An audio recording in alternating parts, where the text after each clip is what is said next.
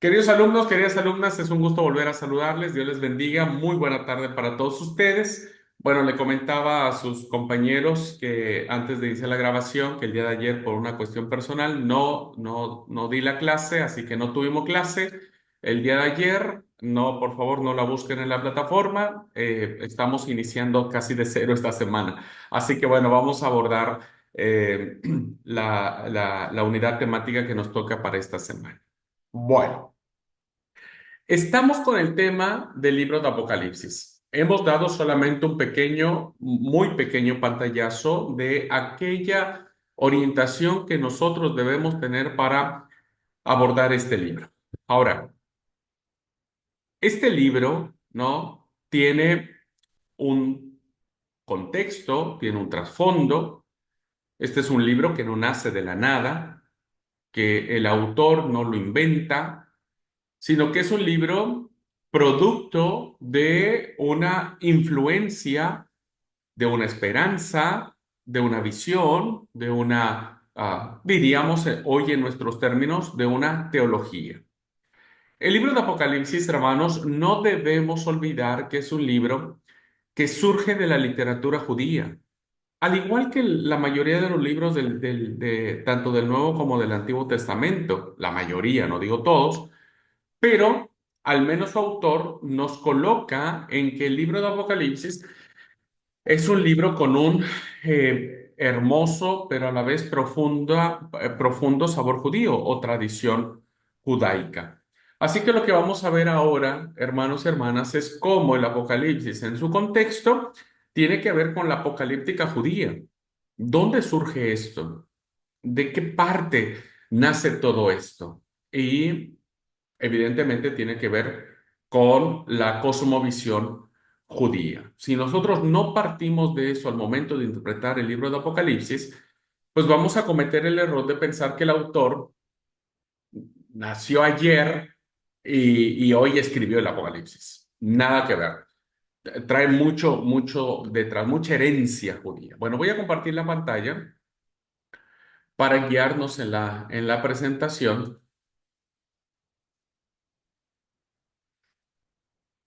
Muy bien, creo que allá le están pudiendo ver todos.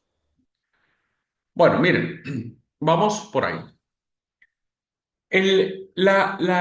La literatura apocalíptica, hermanos y hermanas, es un género literario que en su tiempo fue muy valorado, fue muy aceptado, que en su tiempo esta literatura, ¿no? Como hoy, no sé, hoy, ¿qué puede ser hoy?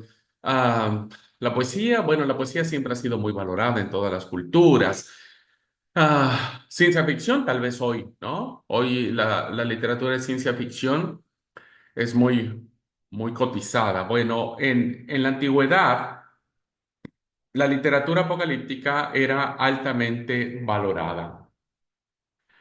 Debemos tener presente al momento de abordar el estudio de este libro llamado Apocalipsis, que aunque único en el Nuevo Testamento, es sin embargo el representante digno, diría yo, de esta clase de literatura que fue de lo más corriente, o de lo más usado, o de lo más impactante o de lo más cotizado entre la etapa del Antiguo y del Nuevo Testamento, y es una etapa que nosotros le hemos llamado intertestamentaria. ¿Ah? ¿Dónde termina la etapa del Antiguo Testamento, hermanos y hermanas? Del canon de Palestina. ¿Dónde termina? A ver, esto es muy importante que lo sepamos. A ver quién está en clase y así les pregunto. Bueno, todos tienen la cámara apagada, pero sé que hay alguien detrás de ahí. ¿Dónde termina el tema de la literatura perdón, del Antiguo Testamento? ¿Y dónde iniciaría la literatura del Nuevo Testamento? ¿Bajo qué hecho, circunstancia, razón, motivo?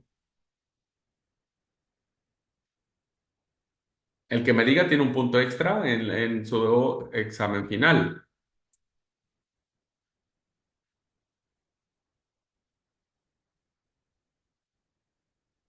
Porque si no, si nosotros no logramos identificar ¿Cuál es el periodo que abarca el tema del intertestamento, o la etapa intertestamentaria, o la etapa del silencio, que se conoce porque deja de haber espíritu de profecía? Bueno, pues no estamos logrando identificar claramente el contexto histórico, el momento histórico en donde se da esta literatura. ¿Alguien, hermanos? ¿Alguien quiere ganarse un punto extra? ¿No? Y miren que ahora voy a ser bien exigente con su trabajo final, porque es el último, así que para que vayan a casita no queriéndome más. ¿No? Bueno, pregunto, le pregunto a alguien en particular, a ver qué sale. ¿Puede ser? Está entre Esther, Nati, Mario, Amanda. Los que están viendo la clase grabada se ríen solamente de decir, ay, gracias a Dios que no estamos allí sufriendo. Bueno, ahí ya aparecieron dos valientes. Mario quiere ganarse el punto. Bueno, a ver, Mario, vamos a ver si lo logras. Yo no estaba, escuché que había una pregunta, pero no estaba, Ah, no sé qué pregunta era. sí, que Justo nos digas el nombre de los 144.000 señalados, uno por uno. Abraham Marín, ¿Listo? ¿Tienes el punto extra? No, la pregunta era, ¿cuál es el hecho, la circunstancia que nos permite ubicar la etapa intertestamentaria, porque es la etapa donde surge esta literatura apocalíptica, pero cuál es el hecho, razón, circunstancia, motivo en donde se cierra el Antiguo Testamento? ¿Y cuál es el hecho, circunstancia, motivo que se abre el Nuevo Testamento para saber que entre esos dos está el intertestamento? ¿Cuál es esa situación? ¿En cómo se cierra el Antiguo Testamento? ¿cómo se cierra en el sentido del libro con el que se cierra No, no, el hecho, el hecho concreto, el motivo concreto. puede, puede ser que era, sin, con el riesgo de meter la pata, la guerra de los macabeos? No, no, no, no. La guerra de los macabeos es la etapa intertestamentaria, pero Ah, es ok, la ok. etapa. Claro, porque recuerden que la guerra de los macabeos se da en la época griega, que es la etapa intertestamentaria. Nati, está cerrado tu micro, Nati. No sé, como Mario, voy a tirar suerte. La Dele, etapa dele. De Babilonia, donde estaban en el No, exilio. no, porque la etapa del exilio, si bien es cierto que aparece la etapa de los babilonios o la etapa babilónica, no se cierra ahí el Antiguo Testamento. No se cierra ahí.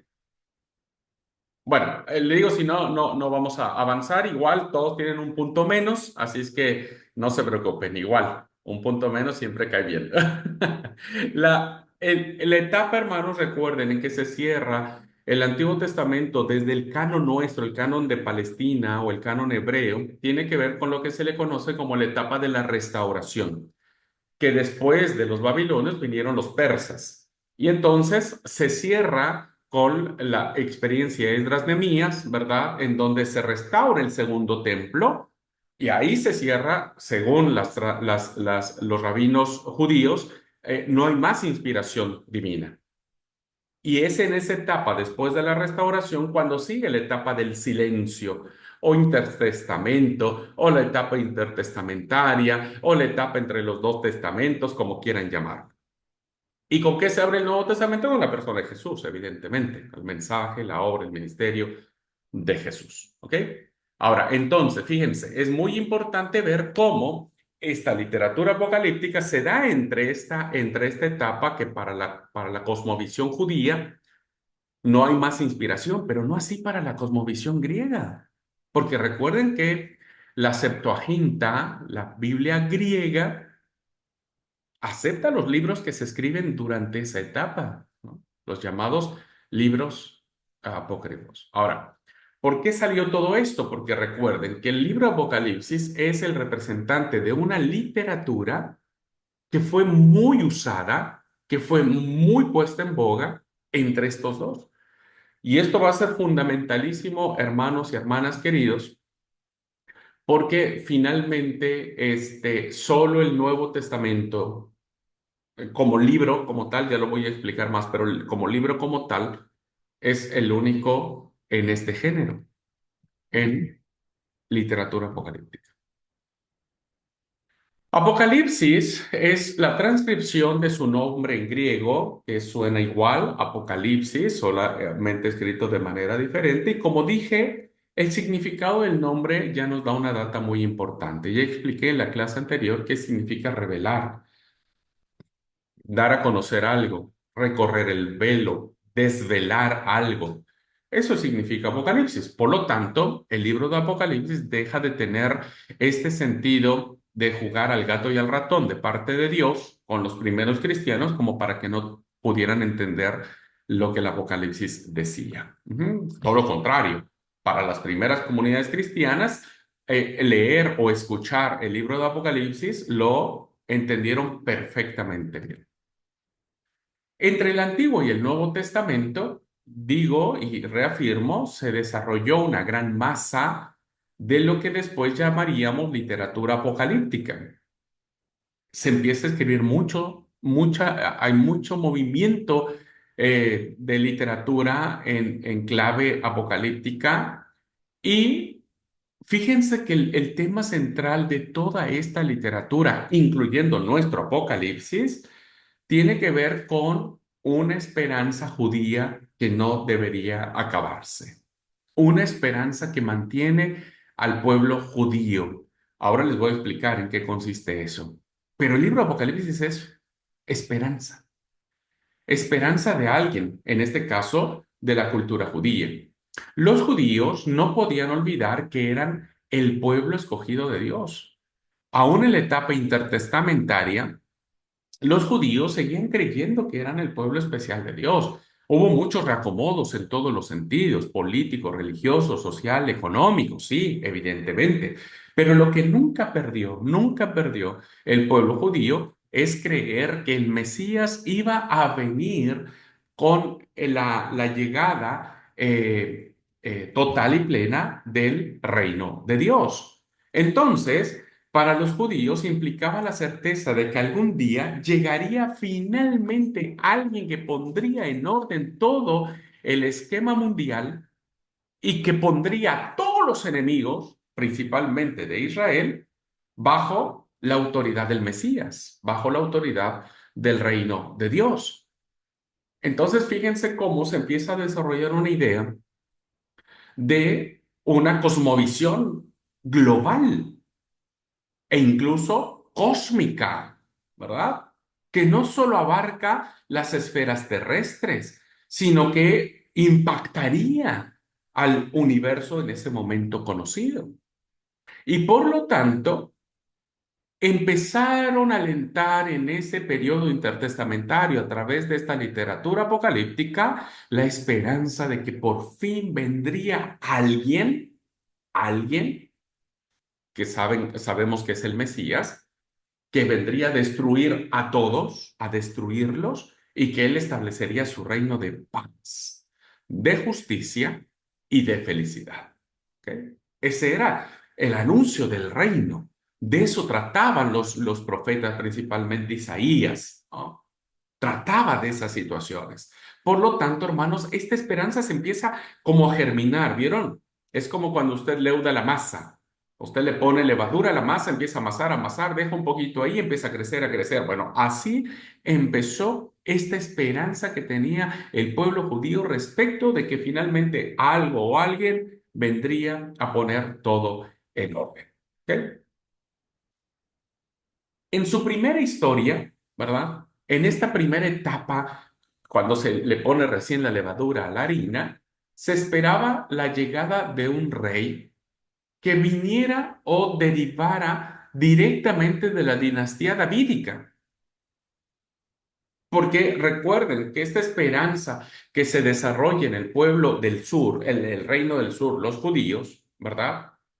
Empieza a desarrollarse la idea de que el Mesías vendría, pero vendría en un carácter no de el bebecito que nace rodeado de animales o en pañales, en un pesebre. No, un concepto de rey. Y recuerden, hermanos, que en el tiempo del Intertestamento había muchos reyes que vivían y gobernaban pues al estilo de los reyes de esa época.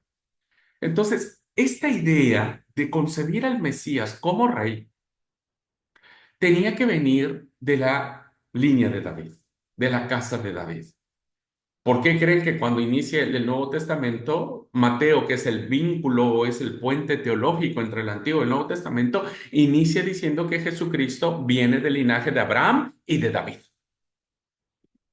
Vamos armando, hermanos, como dicen los actuales predicadores, ¿me van siguiendo? Ajá. Entonces, al principio, esta idea decía, no, tiene que venir de David, y entonces reuniría a la nación, ¿verdad? En este caso, los judíos, porque ya el reino del norte no existía más. Lo bueno, los que perduraron eran el reino del sur. Entonces decía, este rey que viene de la dinastía de David, porque acuérdense que la impronta que tenían los judíos de David, ¿qué eran? Pues de un guerrero. Un rey guerrero. Salomón no, Salomón fue más un rey estadista sabio, diríamos, pero David no, David fue guerrero. Tan es así que la tradición bíblica dice que no se le permite construir el templo de Dios porque sus manos estaban manchadas de sangre. Entonces, imagínense hacer esa conexión del Mesías con la figura davídica, decía, vendría con todo y conduciría a la victoria, a la lucha. Y esto era lo que decía el Antiguo Testamento. ¿Están ahí, hermanos, para ayudarme rápidamente a leer? ¿Puedo contar con ustedes para las lecturas? Así no nos tardamos, porque a lo mejor a veces les pido que lean y parece que no salieron o no están, pero como para no detenernos. ¿Puede ser? ¿Me ayudan? Si es uno solo, no importa. ¿Alguien me ayuda a leer, por favor, Isaías 11:1 y luego el versículo 10?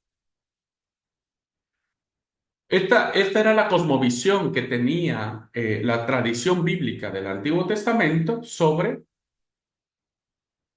el Mesías On- proveniente de David. Sí, por favor. 11:1 Isaías. Sí, 11:1 y luego el versículo 10.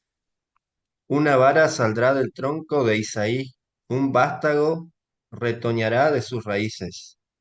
Y el 10 dice, cuando llegue ese día sucederá que los pueblos irán en busca de la raíz de Isaí, la cual se plantará como estandarte de las naciones, y su habitación será gloriosa.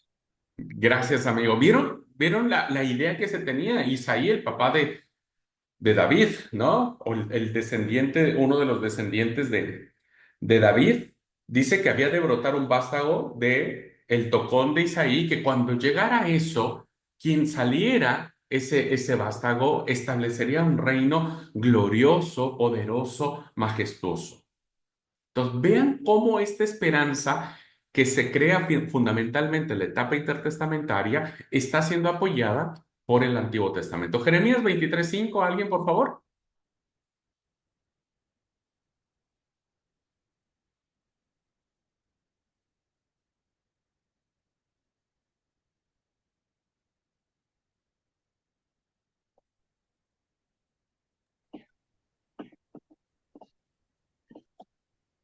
He aquí que vienen días, dice Jehová, en la que levantaré a Dios renuevo justo.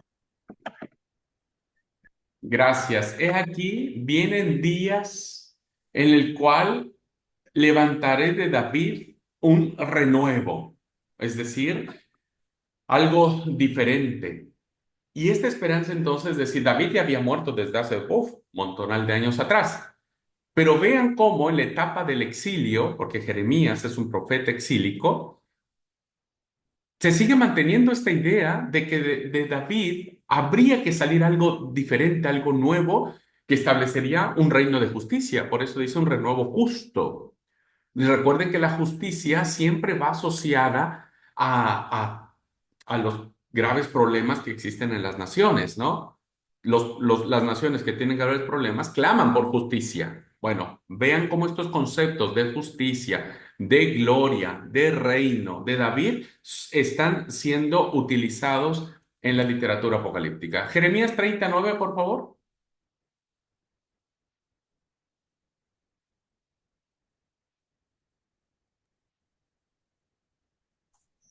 Solo servirán al Señor su Dios, a David su rey, y a quien yo haga reinar en su lugar. Gracias, amigo. Vean cómo aquí hay como la idea de que David resucitaría en algún momento. Y entonces el pueblo de Israel serviría a David y lo vería como su rey, a quien hubiera dicho quién estaría en su lugar. Volvemos otra vez a entender en la etapa del exilio, ¿vieron? Ya muy pronto la etapa de la restauración, que David sigue siendo una figura fundamental. Y vean cómo esta idea que se anima en el exilio con el profeta Ezequiel, Ezequiel 34 23 y 37 24 por favor.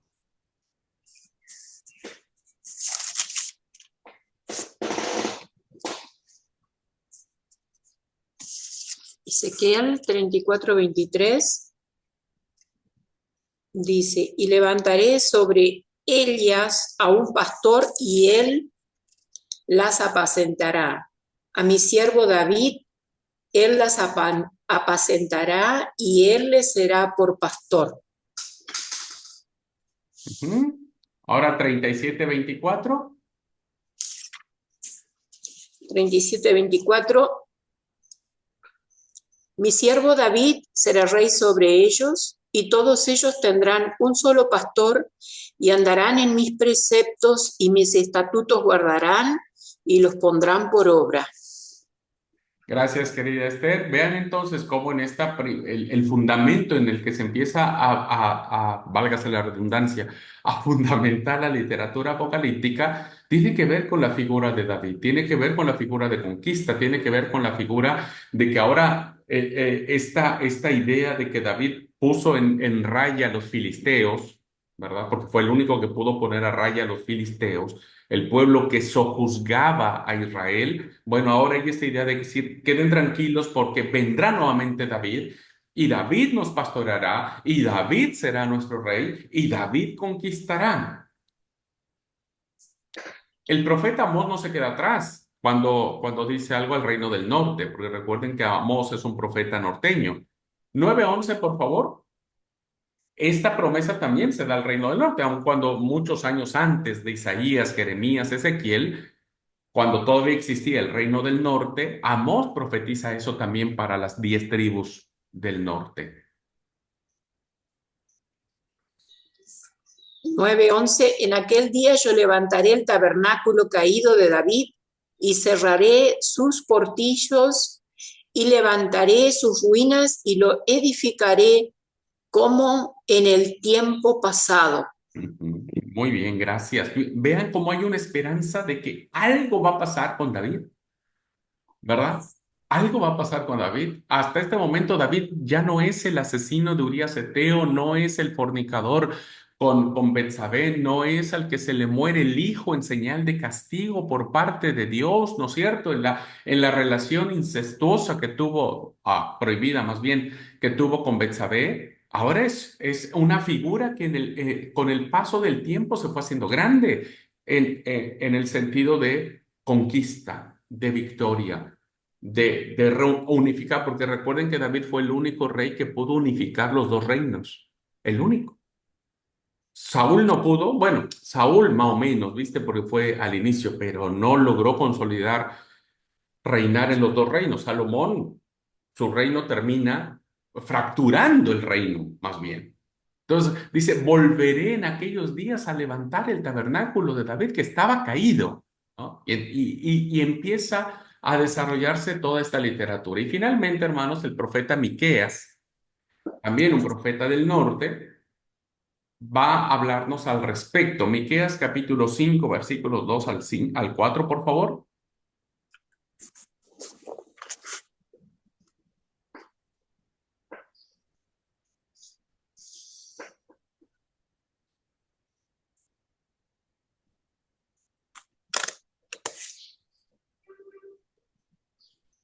Tú, Belén, Éfrata, eres pequeña para estar entre la familia de Judá, pero de ti me saldrá el que será Señor en Israel. Sus orígenes se remontan al principio mismo, a los días de la eternidad. El Señor los entregará hasta el momento en que dé a luz la que ahora está encinta y el resto de sus hermanos vuelva con los hijos de Israel. Se levantará para guiarlos con el poder del Señor, con la grandeza del nombre del Señor su Dios, y ellos vivirán tranquilos porque Él será engrandecido hasta los confines de la tierra. Gracias, amigo. Vean entonces, hermanos, que de Belén vendría un gobernador que sería grande hasta los fines de la tierra, ¿no? Alguien iba a venir, donde finalmente esto iba a ponerse en orden. Con este gran bagaje, hermanos, con estas numerosas referencias que existen en los textos proféticos, nos damos cuenta que los profetas sentían, percibían y anunciaban que en el futuro alguien, algunos decían que era David y algunos decían que parecido a David, vendría finalmente a poner orden, establecer el reino, y su reino no solamente se centraría en la Judea, ¿no es cierto? O donde está la Palestina ahora, sino que su reino sería cósmico, ¿no? Hasta los confines de la tierra, es decir, hasta lo último de la tierra e incluso pensaban que mucho más allá. Bueno, entonces, esto es fundamentalísimo, hermanos, porque esta esperanza, ¿verdad?, va a ir creciendo, principalmente en la etapa intertestamentaria. Esta esperanza, este anhelo, este deseo va a seguir creyendo, va a seguir creciendo por una sola razón, y ahora la voy a explicar. De toda la historia de Israel había el revés a esas esperanzas, que ese es el tema. Miren, después de la muerte de Salomón, que fue quien provocó que el reino se dividiera, este reino bastante pequeño para empezar, a ver, o situemos a Israel, tanto las tribus del norte y del sur, situémoslas en la época de Salomón, ¿verdad? Situemos ello. En comparación con todos los reinos que había en aquel momento, pues era pequeñito el reino de Israel, o de Judá, como querramos llamarlo, era pequeñito. Y lo peor que le pudo pasar a Israel es que aún si era pequeñito, pues termina dividiéndose. Y se divide el reino en dos con Roboam y Jeroboam, y nunca más los reinos se volvieron a unir. Nunca más. Estuvieron en pleitos, se odiaban, se querían matar entre ellos, ¿no? Querían conquistar el reino del sur, quería conquistar tierras del reino del norte, los del norte querían acabar con sus hermanos del sur. Entonces, hermanos, estas esperanzas que decían los profetas, pues se hacían irrealizables. O sea, históricamente, pues no había forma, ¿verdad? No había forma. Porque para que se diera este planteamiento de este personaje muy ligado a David, pues debería tener un reino fuerte para sostenerse en medio de los grandes imperios, pero divididos. Y luego que se destruyen las 10 tribus, peor, quedan dos, que Benjamín, Judá absorbe a Benjamín. Pues menos. Pues ¿de dónde? ¿No? ¿Cómo puede ser eso? Así que Israel no le quedó otra más que primero estar sometido a los babilonios. Fueron sometidos cruelmente, los babilonios les impusieron impuestos, les quitaban plata, luego fueron los persas, luego los griegos, luego los romanos. O sea, ¿qué es lo que alentó? ¿Qué fue el motivo por el cual esta literatura apocalíptica nace? Porque la historia era para los judíos un catálogo de desastres en los que se iba haciendo claro que ningún libertador humano podría rescatarlos.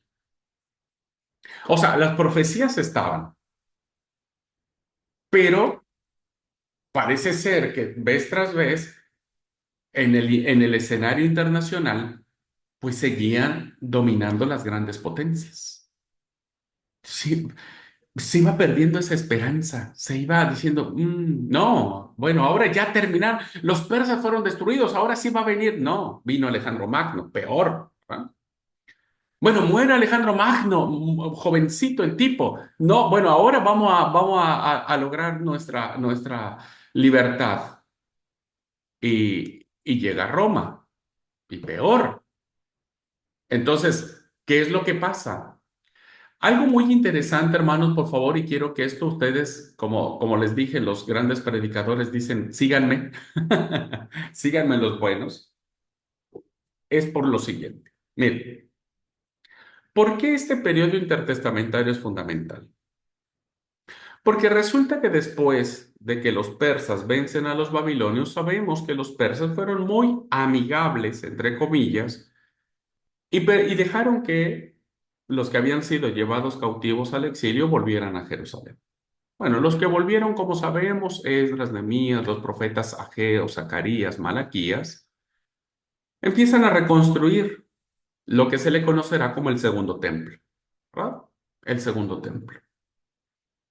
Bien, hay lapsos de, por ejemplo, entre la primera venida de Josué y Zorobabel hasta cuando llega Esdras, pasa un siglo. O sea, 100 años. No sabemos qué pasó en esos 100 años, pero al parecer Israel estuvo en calma, ¿verdad? No tenía la amenaza de que alguien los destruyera. Bueno, después entre Esdras y Nemías pasan, si no mal recuerdo, entre 40 y 60 años, ¿verdad? Entonces, ahí tenemos casi 2 siglos, hermanos, 2 siglos entre que vienen los primeros del exilio babilonio, ¿no es cierto? Hasta Esdras Nemías, o Nemías diríamos el final, más o menos póngale 2 siglos. Hasta ese momento no hay indicios de que los judíos fueran amenazados, como que empezaron a establecerse más tranquilamente. Y pasa otro siglo, más o menos, ¿no es cierto? Siglo tercero, en donde no hay alguna indicación de que Israel fuera perseguido, viviera algo, aun cuando ya estaban bajo el imperio griego. Pero no es sino ha entrado en el siglo segundo, finales del siglo tercero, siglo segundo, siglo primero, en donde empieza a haber ya las amenazas, las persecuciones, empieza a haber graves problemas, ¿no es cierto?, que amenazan la unidad, la vida del pueblo judío, y principalmente con un personajísimo que se hizo muy famoso, llamado Antíoco Epífanes IV, que el libro de Daniel lo pone como el peor, ¿verdad? El peor. Bueno, hay una etapa en donde el pueblo judío empieza a ser perseguido, no solo por ese personaje, ¿no es cierto?, sino por todo el imperio. O sea, ya empiezan a tener problemas muy graves de persecución y demás. Entonces, fíjense, se suman 2 cosas. Una, que parece ser que entre más pasa un imperio, otro imperio, otro imperio, Israel pierde la esperanza de que esto que nos habían dicho, que iba a venir alguien y que iba a establecer su reino y sería hasta los confines de la tierra, etcétera, etcétera, pues parece cada vez más lejano. Y segundo, están siendo perseguidos, están siendo exterminados. Por eso la famosa guerra de los macabeos, que se levantan en armas y es una lucha sangrienta, es una lucha cruel. Hay muchas bajas, hay mucha sangre, hay mucho muerto, hay mucho dolor, etcétera, etcétera. Entonces, pues esas 2 cosas dieron al traste, ¿no? Dieron al traste de decir, y mira, qué sé yo, no sé si esto puede o no ser. ¿Ok? Entonces, por eso es que la literatura apocalíptica, hermanos queridos, va a nacer o va a surgir como, eh, como dijo el Chapulín Colorado, ¿quién podrá defenderme? Yo, el Chapulín Colorado. Bueno, un poco, hermanos, déjenme decirlos que la literatura apocalíptica surge como ese eje de salvación. ¿Por qué? Porque la literatura apocalíptica lo que va a hacer es que esa esperanza de la cual nosotros hablamos no se extinga. ¿Estamos? Entonces, lo que va a hacer la literatura apocalíptica, y por eso la literatura apocalíptica va a hablar mucho de conflicto, de guerra, pero de victoria, ¿no? Entonces va a decir, tranqui, no sé cómo va a pasar, pero va a haber victoria, ¿no? Va a haber victoria, no pierdan la esperanza. Eso es lo que hace la literatura apocalíptica. Y lo que vamos a ver ahorita, yo creo en otras dos diapositivas, es que esta literatura van a ser encriptada o va a ser escrita con símbolos y con todo esto que nosotros leemos, por ejemplo, en nuestro Apocalipsis, por una razón que tiene que ver con la persecución. Vamos a verlo. Eh, para entender con profundidad de dónde surge nuestro Apocalipsis como heredero de esta tradición de literatura apocalíptica, debemos saber que el pueblo judío desarrolló el concepto teológico de las dos edades. De las dos edades. Si nosotros no sabemos esto, pues entonces difícilmente vamos a poder entender el Apocalipsis. El pensamiento judío se adhería con determinación a la convicción de ser el pueblo elegido de Dios. Nunca perdió de vista eso, ¿eh? Siempre se mantuvo, aún a pesar de todo lo que pasó, siempre supo que era el pueblo elegido de Dios, pero que ahora tenía que interpretar qué estaba pasando, qué estaba sucediendo. Los profetas lo habían dicho, pero hasta ese momento, en el periodo griego, por ejemplo, pues no existía, no se estaba llevando a cabo nada. Entonces, eh, los sabios judíos tenían que interpretar con base en lo que estaban viviendo y con base en lo que dicho por los profetas, qué estaba pasando. Y entonces desarrollan su propio esquema de la historia, empiezan a interpretar los eventos mundiales, pero no a la luz del pensamiento griego, ni romano, ni persa, ni nada, no, sino bajo el pensamiento suyo que giraba en torno al concepto del reino de Dios. Por eso el pensamiento judío, la teología judía, va a desarrollar su propio esquema de su historia y la va a interpretar. Y entonces fíjense cómo la interpreta. Este es fundamentalísimo que la entendamos porque esto es lo que vamos a ver reflejado en el libro de Apocalipsis. Miren, los judíos dividían la historia del tiempo en dos edades. Diríamos dos formas, dos cosmovisiones, si les parece bien. La primera era la edad presente, ¿no? El tiempo presente, diríamos. Y ellos decían, este tiempo presente de la historia, esto que estamos viviendo hoy, es un tiempo, una edad absoluta e irremediablemente mala. Mala. Es decir, todo lo que estamos sufriendo de destrucción, de muerte, de sometimiento, de avallazamiento, de humillación, bueno, es algo que está establecido, que está y que hay que pasar y que hay que vivir, pero que esta edad, este tiempo malo de persecución, algún día sería destruido totalmente. Así que los judíos esperaban el fin de las cosas tal como son ahora. ¿Cómo interpretaron esto cuando ya empiezan a ser perseguidos con mayor fuerza y con mayor situación, siglo segundo, siglo primero antes de Cristo, diciendo, bueno, y es la etapa mala, ¿verdad? Es el dolor, es el quebranto, pero esto no va a terminar, no va a durar para siempre. Estos soldados que nos matan, o estos personajes, o estos políticos, estos emperadores que decretan nuestro exterminio, va a terminar y serán destruidos. Entonces, todo lo que nosotros podemos estar viviendo hoy no va a ser comparado bajo ninguna circunstancia con lo que vendrá. Y entonces viene la otra edad, que se le conoce como la edad futura, ¿no? O la edad por venir. Y esta edad, este paradigma, se le llamaba la edad de oro de Dios. Entonces, en la que todo sería paz, prosperidad, justicia, los animales compartirían el uno con el otro, ¿no es cierto? El león paseará tranquilamente con la oveja y el pueblo escogido de Dios sería por fin vindicado, es decir, justificado, es decir, glorificado, es decir, hecho justicia y ocuparía el lugar que le correspondería por derecho propio.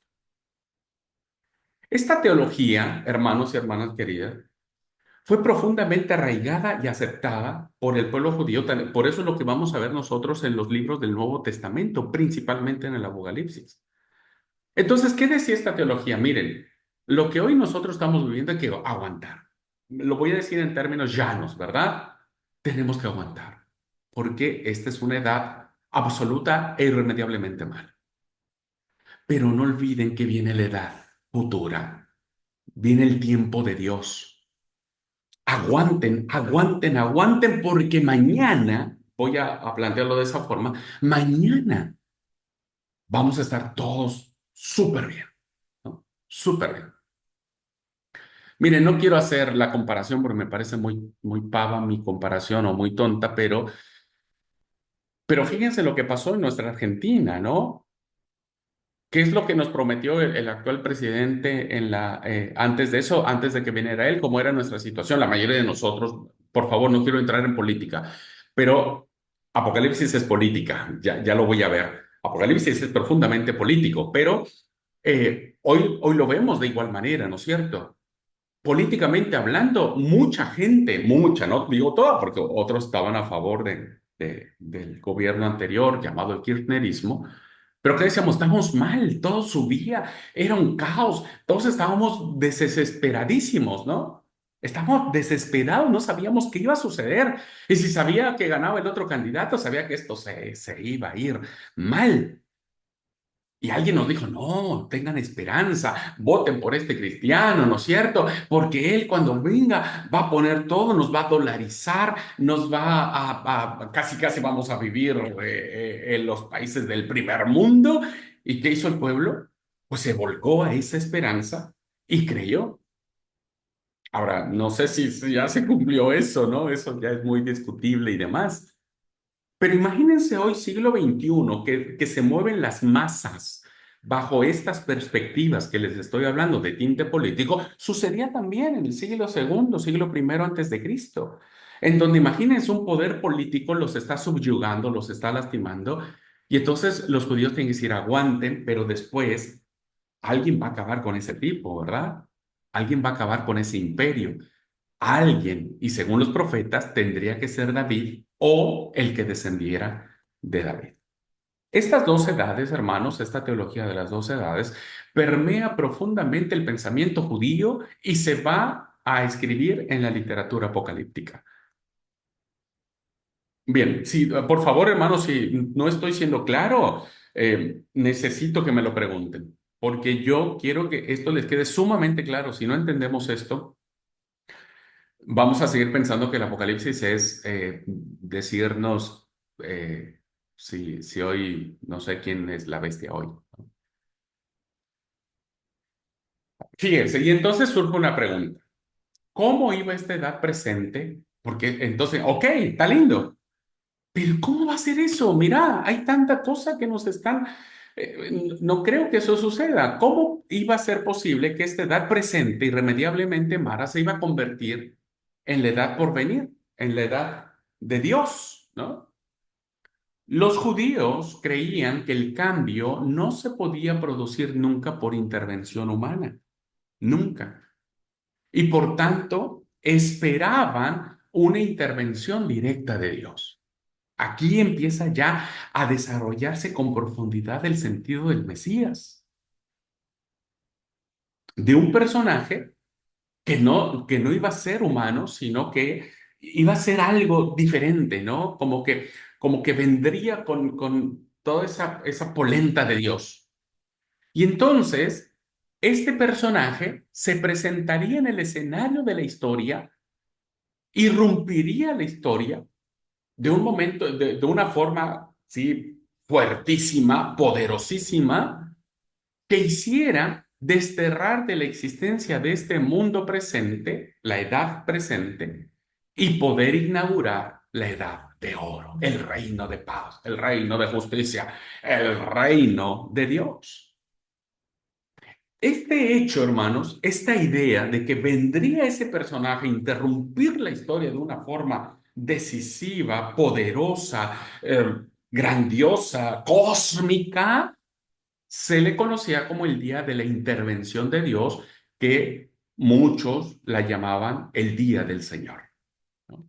El profeta Joel lo llamaba el día de la ira de Yahvé o el día de la ira de Jehová. Entonces, por eso el Apocalipsis dice, ¿se acuerdan? Bien, ¿se acuerdan lo que dice al principio del Apocalipsis? Yo estaba en el día del Señor.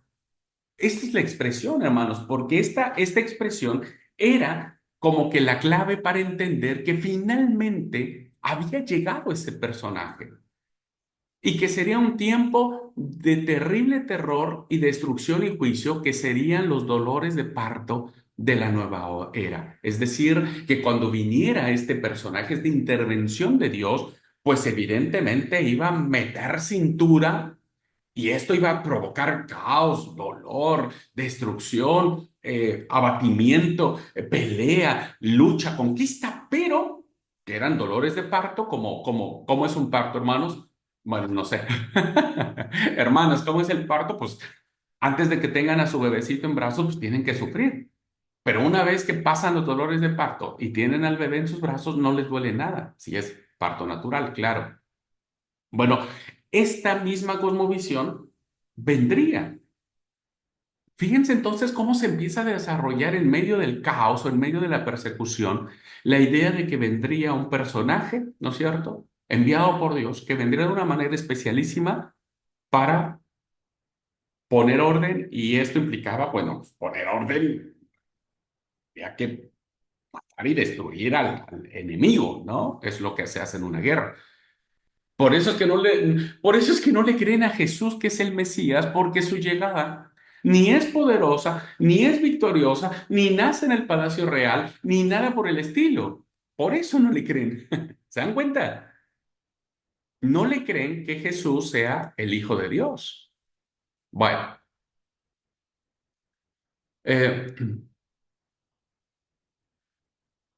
toda literatura apocalíptica que se empieza a desarrollar en esta etapa intertestamentaria trataba de estos acontecimientos. Así es que esta literatura va a ir en ese sentido.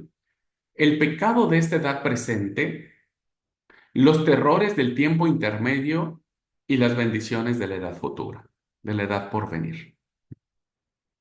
Eran tres momentos plenamente identificados en la literatura apocalíptica. ¿Qué es lo que estamos viviendo hoy? ¿Qué tendremos que sufrir para que finalmente el reino sea establecido? ¿Y cómo gozaremos cuando el reino sea establecido? Entonces, estos tres elementos se componen exclusivamente de sueños y visiones del fin del mundo, lo que hace que toda la literatura apocalíptica sea críptica por necesidad, siempre tratando de describir lo indescriptible y de decir lo indecible. Bueno, ahora aquí voy a explicar. Ya les dije que por qué nace la literatura apocalíptica, porque es necesario alentar la esperanza de que algún día la edad futura se va a establecer. Ahora, ¿por qué fue escrito el Apocalipsis de esa manera? ¿No? Porque evidentemente, cuando el pueblo está en persecución, imagínense ustedes, voy a hablar del Apocalipsis nuestro, del Apocalipsis del Nuevo Testamento, para poner como ejemplo. Aun cuando el Apocalipsis nuestro, recuerden que es después del siglo primero. Y la literatura apocalíptica se da en el siglo segundo, siglo primero antes de Cristo. Bueno, ¿por qué Apocalipsis habla de Babilonia? Si Babilonia, como les dije, ¿verdad? Babilonia la ramera le llama, eh, ya fue destruida hace un montón de tiempo. Ya no existe más el imperio babilónico. ¿Por qué el autor le llama Babilonia? Cuando a todas luces, por las claves de interpretación que tenemos de Apocalipsis, se está refiriendo a Roma. Pues claro, hermanos, es obvia la respuesta. Imagínense que a alguien le encontraran un libro que diga Roma, la ramera, es la que está derramando la sangre inocente de los justos y etcétera. Pues obvio que iba a ser mucho más la persecución. El carácter simbólico, hermanos y hermanas, en esta literatura era necesaria para que si cayeran estos escritos en manos de las autoridades, pues no entendieran qué estaba sucediendo. Entonces no podrían acusar a los judíos de estar escribiendo una literatura subversiva, una literatura que iba en contra del imperio, una literatura propagandista. Entonces, al ser escrito el Apocalipsis en clave de códigos, de símbolos, ¿no? Que los cristianos sabían, pues hacía que si el imperio le llegaban a sus manos esos escritos, pues no los entendieran. ¿Me explico? Y evidentemente esto haría que no fueran más perseguidos los cristianos. Por eso es que esta literatura se da de esa forma, hermano. Por eso se escribe de esa manera. Habría que proteger a los cristianos de, pues, el imperio que los estaba sojuzgando. ¿Mm? Por eso se escribe en esa clave. Por eso los cristianos sí saben lo que eso significa.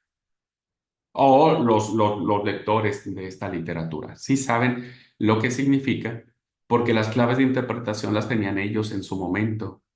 Así que se escribió así, pues, para protegerlos de que el imperio no los fuera a cachar, ¿no? Y los pueda acusar y los pueda encarcelar y los pueda matar. Entonces, ¿vieron cómo ya vamos entendiendo por qué el Apocalipsis es como es? ¿Por qué está hablando lo que dice? Y el Apocalipsis nuestro ya, el Apocalipsis nuestro, habla acerca de esto también, de que algún día todo esto terminará y será destruido, y por eso el Apocalipsis termina diciendo, y no habrá más llanto, no habrá más clamor, las lágrimas de ellos serán enjugadas, y entonces vendrá la paz y la justicia. ¿Se dan cuenta? Porque ese es el concepto que se tenía de la edad presente, de la edad futura, pero entre medio, pues habría que sufrir antes de que la edad futura se estableciera. Muy bien, preguntas hasta aquí, hermanos, hermanas. Preguntas, dudas, comentarios. Háganme saber si vamos bien, si no.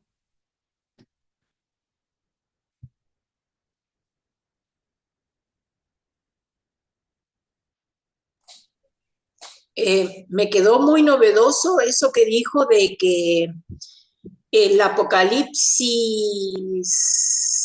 bueno, a ver cómo lo dijo, eh, que, que estaba antes de Cristo, estaba 2 siglos antes de Cristo, y el Apocalipsis nuestro, 1 siglo después de Cristo, se escribió.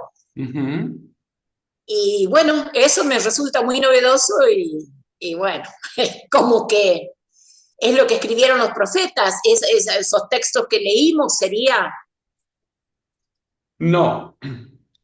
Los textos que nosotros leímos de Isaías, Jeremías, Ezequiel, pertenecen al canon hebreo donde hay espíritu de profecía.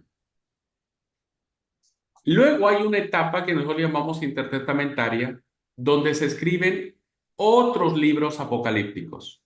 Ya les voy a decir cuáles. Tenemos el Apocalipsis de Moisés, tenemos el Apocalipsis de Abraham, tenemos, ahora les voy a decir qué otros Apocalipsis se escribieron en esa etapa.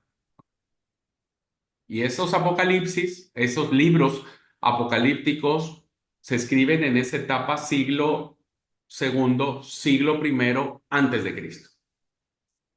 Pero estos apocalipsis que se escriben en esta etapa son profundamente judíos, porque ellos están hablando de la llegada del Mesías.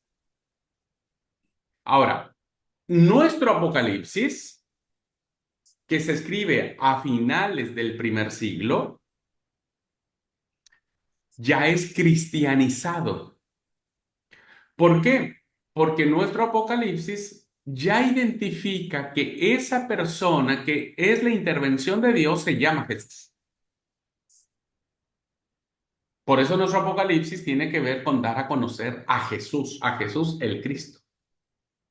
Pero los apocalipsis que se gestan en esta etapa, siglo II, siglo I, antes de Cristo, obvio que no hablan de Jesús, porque Jesús todavía no existía, todavía no nacía, y para ellos era la llegada del Mesías. Por eso es que nuestro Apocalipsis, que se escribe un siglo después, finales del primer siglo de la era cristiana, ya es un Apocalipsis cristianizado, en donde el autor, ¿verdad? El autor va a identificar que ese personaje que vendría para establecer el reino se llama Jesucristo. No sé, querida Esther, si le ayudé a clarificar la idea. Sí, sí, sí. Perfectísimo. Bien, ¿alguien más? ¿Vamos bien hasta acá?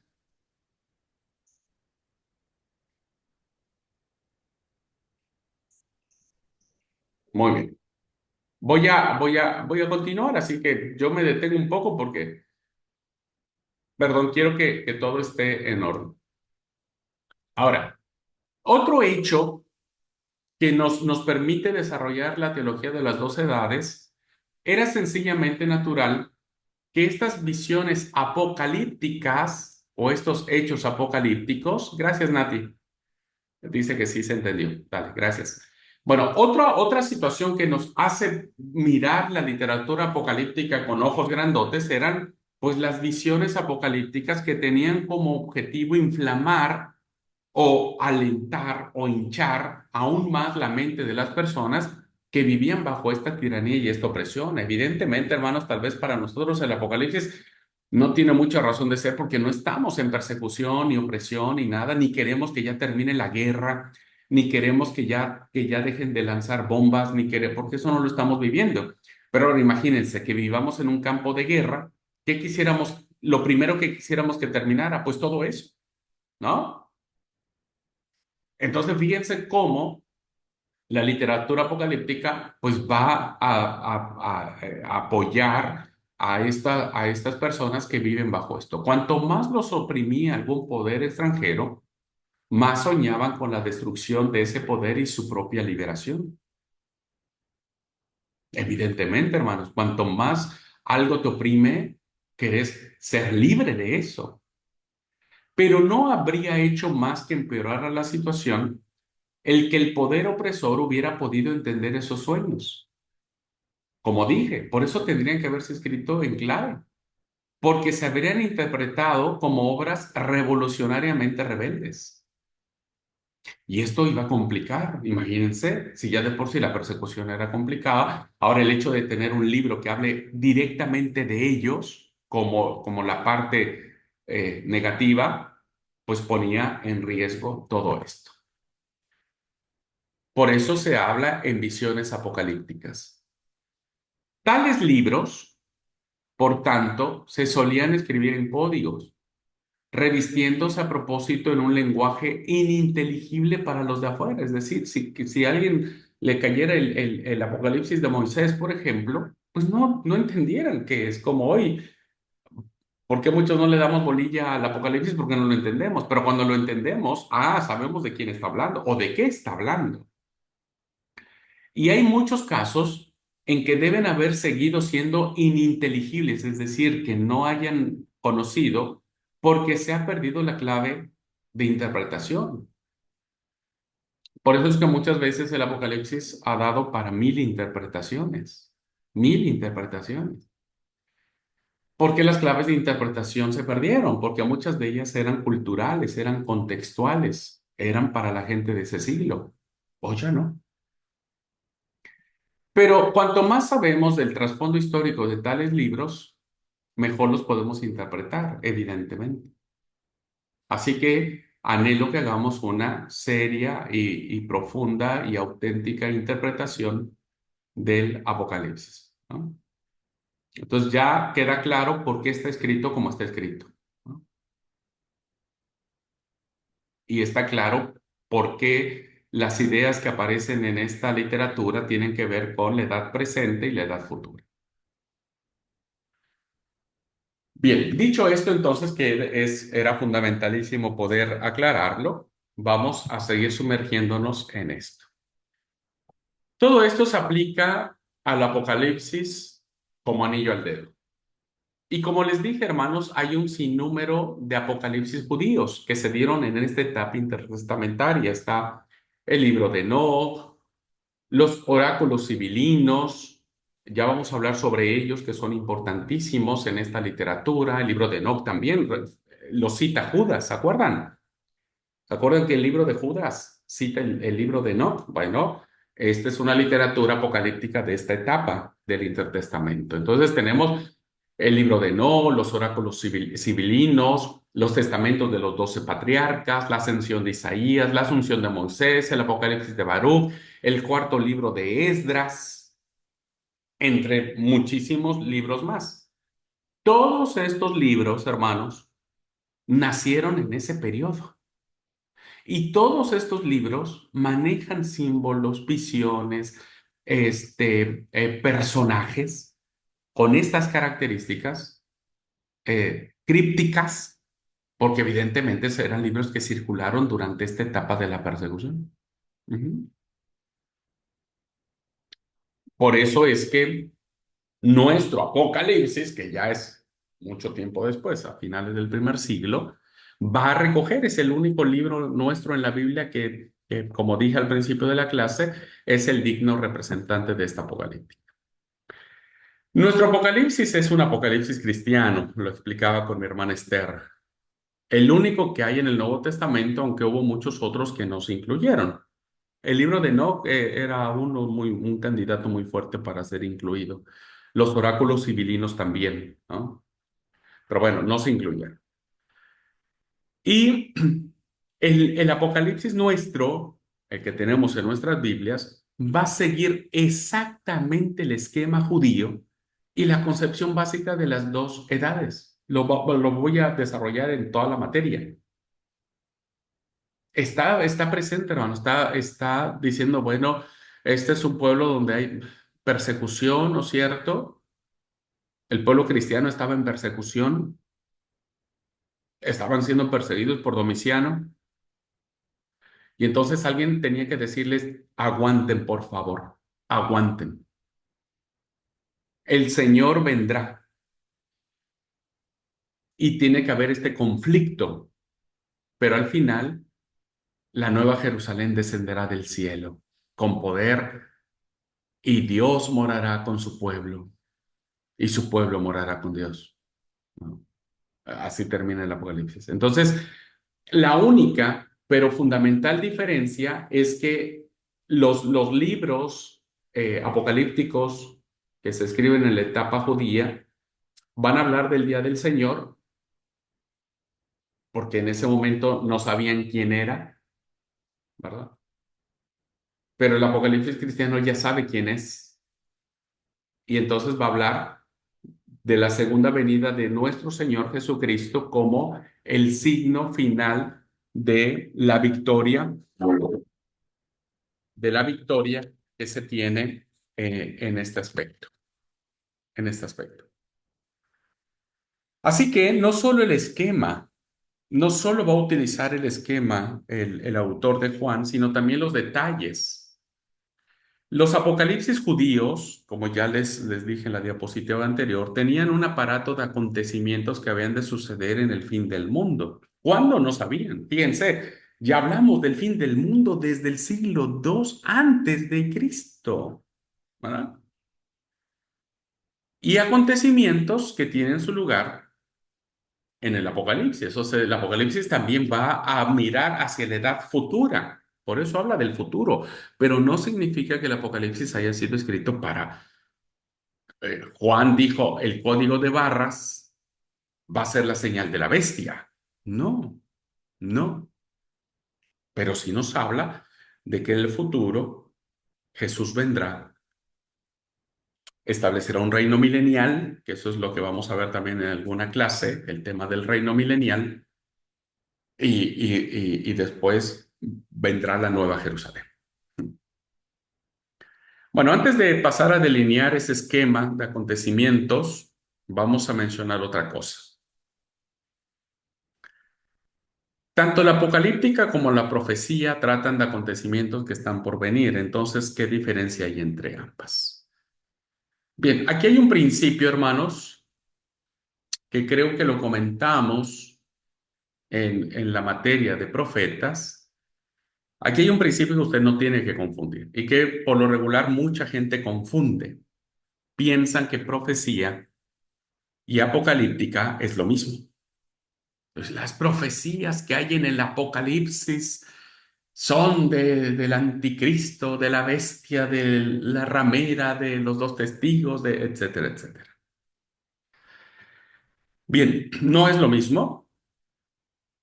La profecía, más bien la apocalíptica será hija de la profecía. ¿Mm? A ver, lo diré en otras palabras, será derivado de la profecía. Entonces, la profecía, recuerden que hablaba de hechos que tenían que ver con el cumplimiento inmediato, ¿verdad? Con el contexto presente. Y muy poco porcentaje de la profecía del Antiguo Testamento hablaba sobre un futuro, pero el futuro era muy cercano.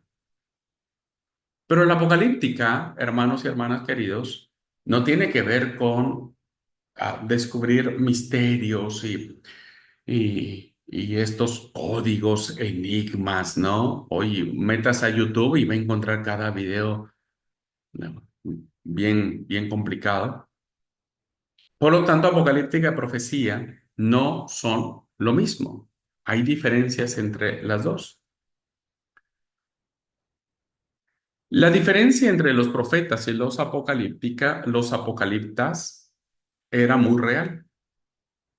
Y las dos diferencias principales, una tiene que ver en cuanto al mensaje y el otro tiene que ver en cuanto al método que se utiliza. No olviden, la apocalíptica es hija de la profecía. Y aquí están las diferencias. El mensaje. El profeta pensaba en términos del mundo presente. Ya lo dije, ya lo vimos en la materia de profetas. El profeta pensaba lo que estaba pasando el reino del norte, el reino del sur, los reinos que había en ese momento. Su mensaje era a menudo un clamor por justicia social, por justicia económica y por justicia política.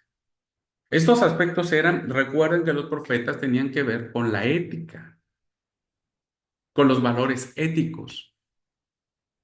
Y era siempre una llamada a obedecer y a servir a Dios en el mundo presente, en ese momento. El profeta no pensaba decir, pórtense bien dentro de 2000 años. Ellos querían que esa presencia de Dios fuera en ese momento. Para el profeta, era este mundo el que había de reformar y al que había de venir el reino de Dios. Este mundo. No tenía una aspiración de que no sé cuándo esto terminaría. Hoy habría que ser diferentes para que hoy el reinado de Dios se haga presente. Esto se ha expresado diciendo que el profeta vivía en la historia.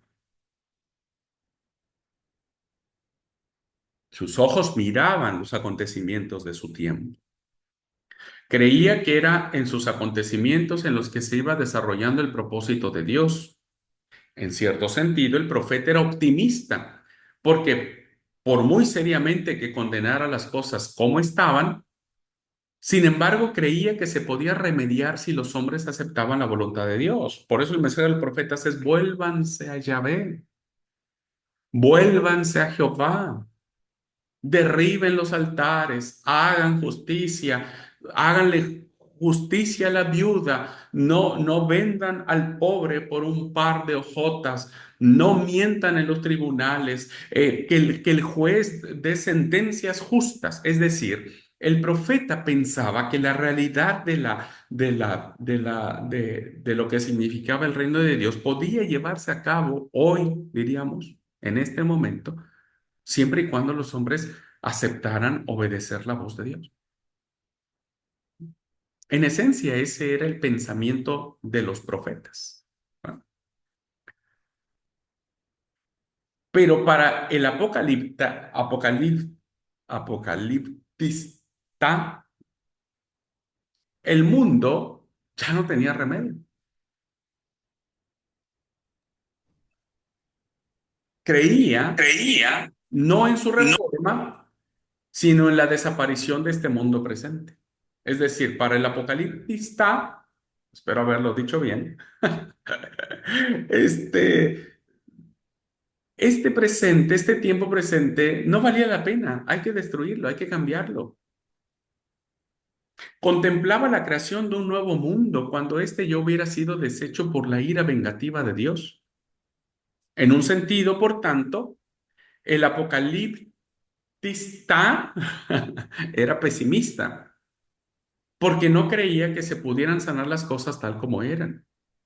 Cierto que estaba seguro de que la edad dorada había de venir, pero para ello tenía que ser destruido este mundo. Así que el mensaje es diferente al profeta, porque el apocaliptista está diciendo, este mundo no tiene remedio, hay que destruirlo, hay que acabarlo, tiene que venir un mundo diferente, ¿verdad? En donde todo sea nuevo. Por eso vemos las expresiones en sentido apocalíptico de decir habrá cielos nuevos y tierra nueva. Porque en aras del apocaliptista es, este mundo no sirve, hay que cambiarlo. Es como un trapo viejo, Pablo lo pensaba, ¿verdad? Es como un trapo viejo que tiene que ser renovado por una vestidura nueva. Así que sí, el apocaliptista decía que si nosotros queremos ver un futuro mejor, esto tiene que ser destruido. Entonces no es lo mismo profecía que apocalíptica, porque su mensaje y el método que tenían era diferente. Para el profeta podía cambiar las cosas si el hombre cambiaba y ejercía las normas éticas morales de Dios. Para el apocaliptista decía, no, esto por más que quiera cambiar, no va a cambiar, tiene que ser todo destruido para empezar de nuevo. El mensaje del profeta era hablado y el del apocaliptista era siempre escrito, siempre. Recuerden que los oráculos proféticos en sus inicios eran orales, después se escribieron, pero la apocalíptica siempre se escribió. La apocalíptica es una producción escrita. Si se hubiera comunicado oralmente, evidentemente, pues nadie le habría entendido su mensaje por los símbolos y las cosas encriptadas que querían decir. Es difícil la apocalíptica, enrevesada, a menudo ininteligible. Hay que estudiarla, meditarla seriamente antes de poder entenderla. Y para eso necesitaba ser escrita. Además, el profeta siempre hablaba personalmente, identificándose. El profeta siempre decía yo, Amós, o yo, Isaías, yo, Jeremías. Los que escribían los libros apocalípticos no decían quién lo escribía, por eso ponían nombres de personajes famosos, como el testamento de Moisés. Obvio que Moisés ya no vivió más, pero quien escribió ese libro no dijo, Abraham Marín escribe esto, pues le iban a cortar la cabeza. Entonces, el apocaliptista siempre se escudaba con el nombre de un personaje famosísimo. Enoc, por ejemplo, otro personaje famosísimo. Pero todos los escritos apocalípticos excepto el del Nuevo Testamento, fíjese que esto es interesantísimo, son pseudoepigráficos, porque como dije, se ponen en boca de los grandes hombres del pasado como Noé, Enoc, Isaías, Moisés, los 12 patriarcas, Esdras, Baruch, etcétera. Pero curiosamente, nuestro Apocalipsis sí tiene nombre. No, no usó un seudónimo, sino pone su nombre, ¿verdad? Así que esta diferencia entre apocalíptica y profecía es fundamental. Ahora, el hecho de que nuestro Apocalipsis cristianizado, ¿verdad? Aparezca el nombre del autor es interesantísimo. Interesantísimo, hermanos, porque parece ser que el autor no se quería esconder detrás de nadie. Parece ser que el hecho de que el autor haya puesto su nombre por lo menos 4 veces en el libro significaba que él mismo quiere sufrir, quiere padecer juntamente con sus hermanos lo que ellos están viviendo. Entonces, imagínense lo interesantísimo que habría sido para la iglesia saber que quien escribió este libro no se esconde bajo la figura de nadie, sino que también es copartícipe de los sufrimientos con sus hermanos. ¿Cuáles son las referencias que encontramos respecto del autor en el libro del Apocalipsis? El autor del Apocalipsis se llama Juan. Se llama Juan. Bueno, Juan en aquel tiempo era muy común, ¿verdad? E incluso se le ha dado, como lo dije en alguna clase, la idea de que este Juan pudo haber sido el discípulo del Señor, el famoso discípulo amado. Pero no es así. La primera alusión que vemos al nombre del autor lo vemos en el primer versículo, capítulo 1, versículo 1, que dice, empieza diciendo que Dios envió a su siervo Juan las visiones que le iba a compartir. Capítulo 1, versículo 4, empieza el cuerpo del libro diciendo que se lo envía Juan a las 7 iglesias de Asia. Capítulo 1, versículo 9, se identifica como el hermano Juan, el autor, el hermano Juan, compañero de tribulación de aquellos a los que escribe. Esta es la clave maravillosísima. Por eso el Apocalipsis, hermanos, yo apoyo la línea que da Juan Stam. Juan Stam, yo apoyo esta línea porque algo que propone este autor, que es una eminencia en Apocalipsis, dice que el Apocalipsis tiene que interpretarse en clave pastoral. Pastoral. Olvídense de los sensacionalismos. Olvídense de las escenas catastróficas. Olvídense de ese morbo, ¿verdad? Que puede encerrar el libro de Apocalipsis. El libro de Apocalipsis, dice Juan Stam, es profundamente pastoral. Y esta es una de las claves, el capítulo 1, versículo 9. Porque solo un pastor que no se esconde bajo la sombra de nadie, bajo el nombre de nadie, puede identificarse con sus compañeros, con su iglesia, con los suyos y decir, aquí estamos todos en el barco. ¿Se dan cuenta que a veces hay líderes que cuando la cosa está mal son los primeros en irse y dejar a todos ahí tirados? Bueno, aquí vemos claramente que hay una actitud pastoral del autor. El autor no le está diciendo, y arréglense, ¿verdad? Como puedan. Le está diciendo, estamos en el mismo barco. Y yo también voy a sufrir con ustedes. Y finalmente, dice que Juan es el que oyó y vio estas cosas. Y por lo tanto, su testimonio es profundamente cierto. Entonces, vemos claramente las 4 alusiones donde de manera textual, no solo una, sino varias veces, parece ser que el autor está diciendo, aquí estoy. Igual estaba en Patmos, ¿no es cierto? Igual estaba apresado. Pero eso era mucho, mucho peor, porque el hecho de que hubiera estado libre, pues podría esconderse hasta que lo encontraran. Bueno, ahora está en la cárcel y desde ahí está escribiendo y le está diciendo, aquí estoy, ¿eh? No me voy a escapar, porque yo quiero compartir con mis ovejas, con mis hermanos, la misma suerte que ellos están corriendo. Esto es maravillosísimo, hermanos. Maravillosísimo. Un pastor a la medida, ¿no? Un pastor a la medida. Este Juan, si seguimos hablando del autor, este Juan fue un cristiano que vivió en Asia en la misma esfera que los cristianos de las 7 iglesias.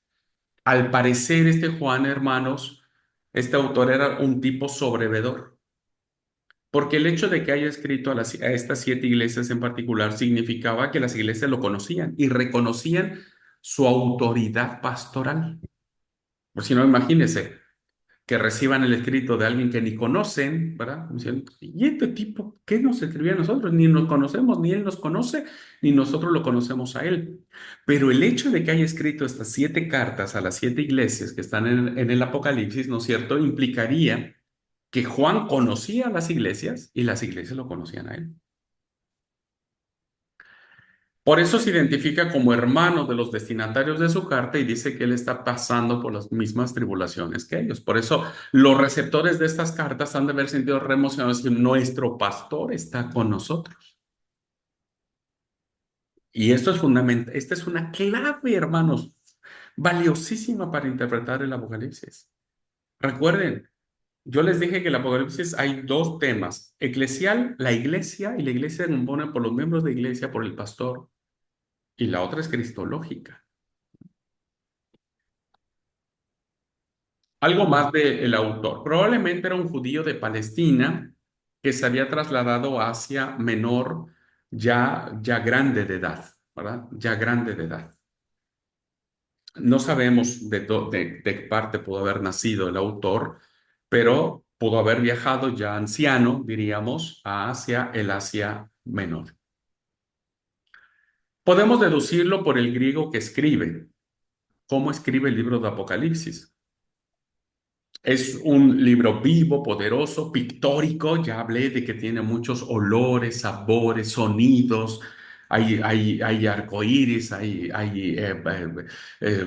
incienso, hay un montón de cosas, ¿no? Pero desde el punto de vista de la gramática, es con mucho más el más deficiente del Nuevo Testamento.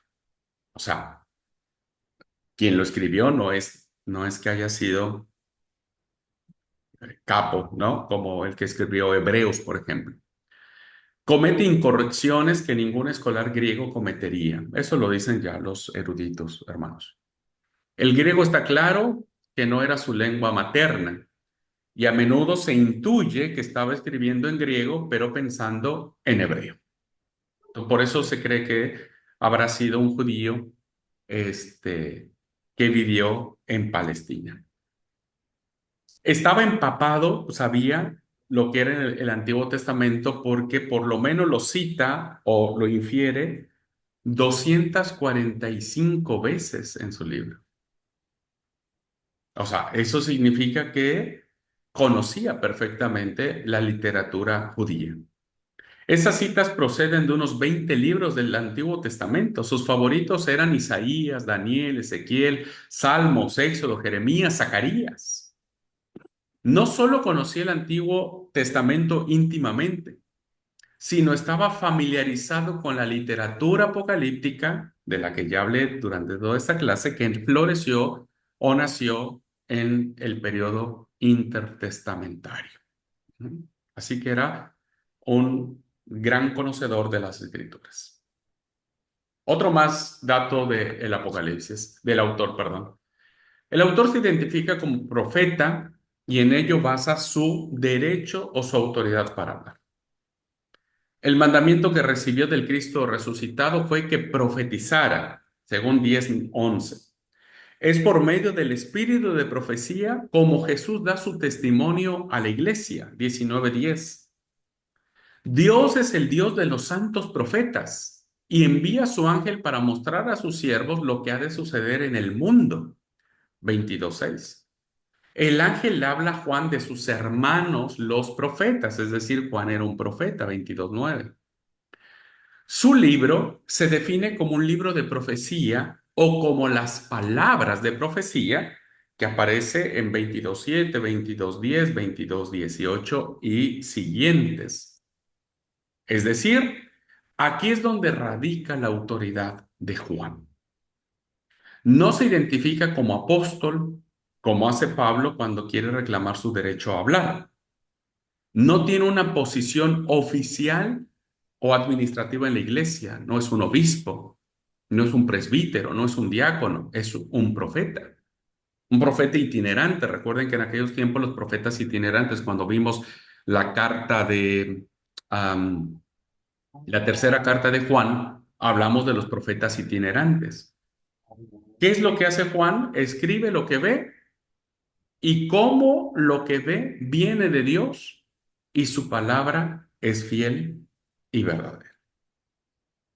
Por lo tanto, es un libro, hermanos, que nace de un sentimiento profético muy al estilo del Antiguo Testamento, porque el autor conocía perfectamente los profetas del Antiguo Testamento, pero también es un libro, ¿no es cierto?, que nos habla de vivir en el presente los valores éticos de Jesús.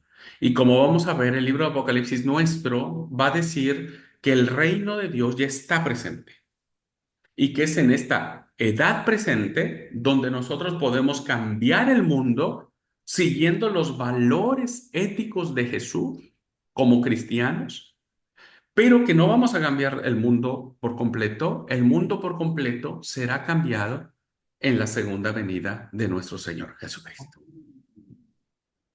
Y esto evidentemente es un peso fundamental para entender el libro de Apocalipsis. Cuando Juan estaba escribiendo, los profetas tenían un lugar muy especial en la iglesia, los famosos profetas itinerantes, recuerden. Escribía, como veremos, hacia el año 90 después de Cristo. Por aquel entonces la iglesia tenía dos clases de ministros o pastores. Uno era el ministerio local. Los que ejercían estaban afincados permanentemente en una congregación y estos eran, como dije, ancianos, diáconos, maestros. Pertenecían a la iglesia local. Y estaba el otro que era el ministerio itinerante, de aquellos cuya esfera de trabajo no se limitaba a alguna congregación en particular, sino podían ir a varios lados. A este ministerio pertenecían los apóstoles, cuya autoridad abarcaba toda la iglesia. O sea, un apóstol de Jesús era autoridad aquí en China. ¿Ah? Y los profetas eran predicadores ambulantes, es decir, podían ellos ir a predicar a cualquier lugar. Se los respetaba grandemente. El poner en duda las palabras de un profeta verdadero era pecar contra el Espíritu Santo, según este escrito llamado la Didache o la enseñanza de los apóstoles, en donde dice el orden del culto de comunión se establece en la Didache, pero añade, este es un libro que por poquito y entraba en el canon bíblico. Dice, pero permitid que los profetas celebren la Eucaristía, es decir, la cena del Señor, como a ellos les parezca. Es decir, hay como cierta permisión al profeta porque tenía una autoridad. Así que se reconoció a los profetas como hombres de Dios en un sentido exclusivo y Juan, al identificarse en su libro como profeta, pues tenía una alta estima en la iglesia por el rol que representaba. Por eso creemos que el autor del Apocalipsis no pudo haber sido el discípulo del Señor, porque nunca él reclama esa autoridad como discípulo. Más bien se presenta como un profeta de Dios. 5. No es probable que fuera un apóstol, como dije, porque en tal caso no se hubiera identificado como profeta. Además, habla de los apóstoles como si pertenecieran al pasado, como los fundamentos principales de la iglesia, nunca se incluye él. Dice que en los 12 cimientos de la muralla de la ciudad santa están inscritos los nombres de los 12 apóstoles del Cordero. No habría hablado así de los apóstoles si él hubiera sido uno de ellos, ¿no? Como diciendo, sí, vos hablas porque sos apóstol. Esta conclusión resulta más clara por el título del libro. La antigua versión Reina Valera, desde la Biblia del Oso, antes de lo que nosotros llamábamos Reina Valera, era la Biblia del Oso, lo llamaba el Apocalipsis o revelación de San Juan el teólogo, nunca el apóstol. Las antiguas traducciones de la Biblia le llamaban así San Juan el teólogo.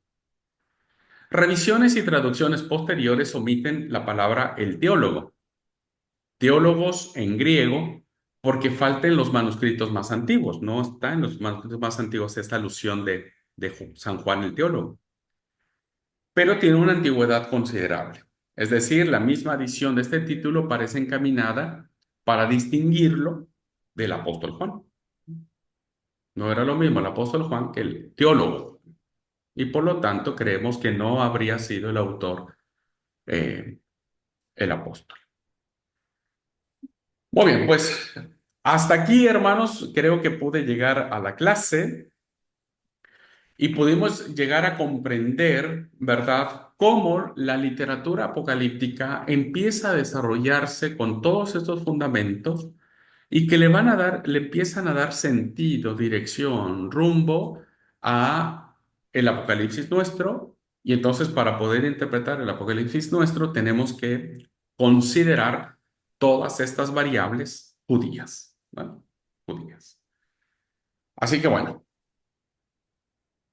¿alguna pregunta, duda, comentario?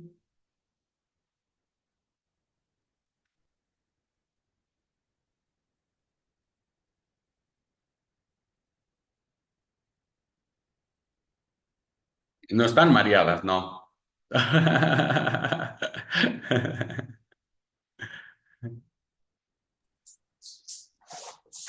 Muy interesante, sumamente interesante. Pero bueno, ahí seguimos escuchando. Sí, sí, Esther, sí. Realmente ahorita estamos como que, a ver, porque, a ver, Dios, Apocalipsis era así como leerlo y tratar de interpretar lo que dice. Pero como dije al principio de la clase, Apocalipsis está escrito en un contexto y hay que entender ese contexto porque no nos cayó del cielo Apocalipsis. Tiene una razón de ser. Entonces, irla descubriendo ya nos va abriendo el panorama a estudiar este hermoso libro. ¿Ok? Acá Santiago está muy preocupado por saber qué Juan es. Y yo le digo, acá acabamos de escuchar toda la explicación de Juan. Sí, no sabemos como tal, pero es altamente probable que no haya sido Juan el apóstol. No. Las tradiciones bíblicas nos dicen, por las indicaciones que hay, que era otro Juan. Y recuerden que cuando vimos, por ejemplo, las epístolas de Juan, vimos que la primera de Juan habla de Juan, pero la segunda y tercera de Juan hablan del anciano Juan. Y Juan era un nombre muy común en aquellos tiempos. Era muy común.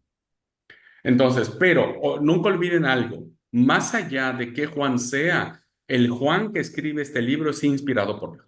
Eso sí, eso no nos tiene que quedar la menor duda.